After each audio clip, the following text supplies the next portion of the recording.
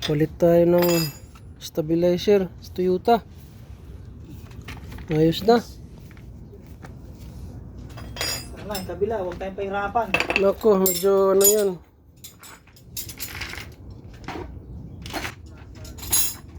Bilis. Kailangan ko ng ano dito bro. 20 minutes lang. One na maliit. Naman tayo sa kabila. Naalis ko na yung kanina eh. Yung nga lang nalustrid yung tornilyo sa ilalim.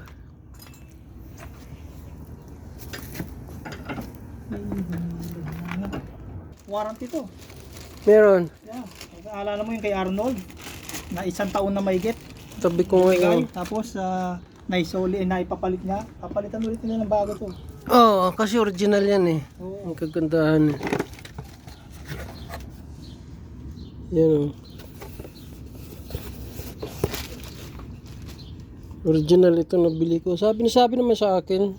Oh. Keep the receipt, sabi sa akin. Kasi pag nagka-problema, pwede balik doon sa kanila. Mm.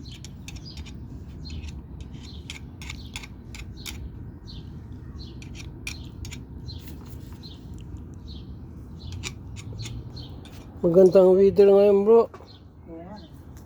Oo nga. 22 ang weather ngayon. Kaya maganda. Maraming natutuwa. Maraming gagawa sa outdoor. Oo, sobrado mga tao niyan nasa sa labas. Sa labas.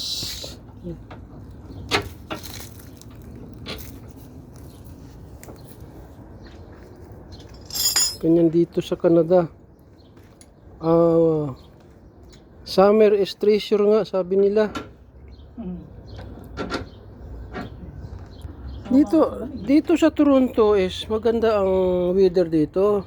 Balance. Yeah, sa Pag doon ka sa North, Winnipeg,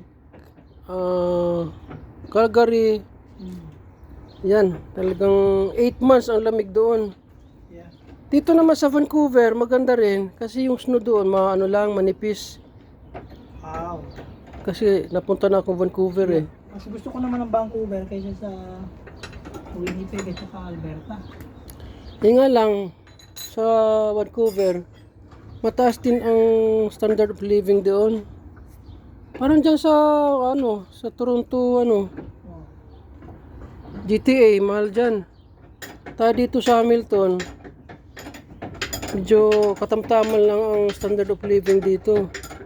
Mm.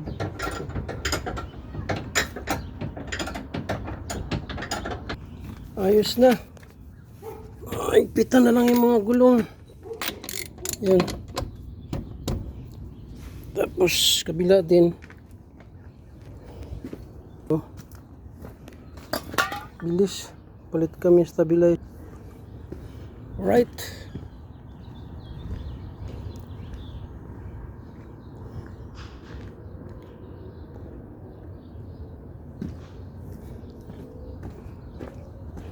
Ligpit na lang. Thank you.